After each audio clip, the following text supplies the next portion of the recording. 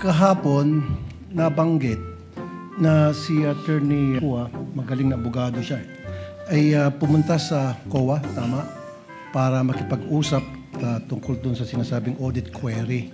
In fact, siya mismo pumunta doon sa COA office para makipag-usap sa kanila. What do you think, Mr. Presiding Officer? The respondent in this case, Senator Judge Tulfo, is the Honorable Vice President Sara Zimmerman Duterte. Attorney Poa, although he served under the office of the Vice President, I believe, and even under DepEd, is not a named respondent to this case, and in fact is one of the lawyers, as you can see, of the respondent. Okay, I rest my case. Muna, Mr. Presiding Officer, point of order lamang muna. Yes, what is your point of order, Honorable Tulfo? Kasi kahapon nabanggit na si Attorney Hua, magaling na abogado siya, ay pumunta sa COA, tama, para makipag-usap tungkol doon sa sinasabing audit query. Now, hindi mo pa conflict of interest yun para siya ay mag-represent dito ngayon sa natin, pinag-uusapang confidential funds when in fact, siya mismo pumunta doon sa COA office para makipag-usap sa kanila. What do you think, Mr. Presiding Officer? The respondent in this case, Senator Judge Tulfo, is the Honorable Vice President Sara Zimmerman Duterte.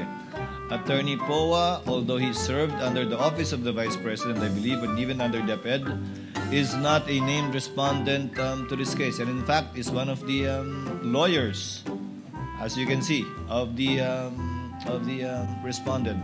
There is no, I believe there is no conflict with respect to that, given that he is not the one in trial in this case. Okay, I rest my case. Kailangan natin pag-usapan si Senator Judge Raffy Tulfo. Senator, bibigyan kita ng libreng payo, no? Mag-isip ka muna bago ka nagtatanong. Dahil sa totoo lang, parang may allergy ka, sa legal research, no?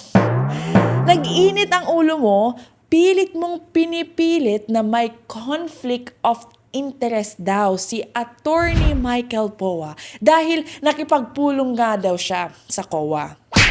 Alam mo, pasalamat ka, buti na lang andyan si Presiding Officer Chis Escudero para turuan ka ng basic law. Walang conflict of interest dahil hindi naman responded si Attorney Poa sa kaso. Tandaan niyo to at kailangan matutunan din ito ni Raffy Tulfo. Hindi porket malakas ang boses mo, malakas na rin ang legal argument. You have to remind yourself, this is an impeachment court, mga kaibigan. Hindi ito barangay confrontation o reklamo sa internet. At lalong hindi ito episode ng public service show mo kung saan pwede kang mangbuli ng walang basihan, okay? And wait lang, okay? Wait lang, Senator. Ang dami-dami mong lawyer dyan, oh. I'm pretty sure nasa paligid mo sila. May mga secretary ka pa. Bakit hindi mo sila ikonsulta, no? Bago ka magtanong ng mga ganyan. O di kaya, itype mo muna kay ChatGPT para hindi ka naman nagmumukhang ewan, no? Sa harap ng taong bayan. Alam mo, itong gawin mo.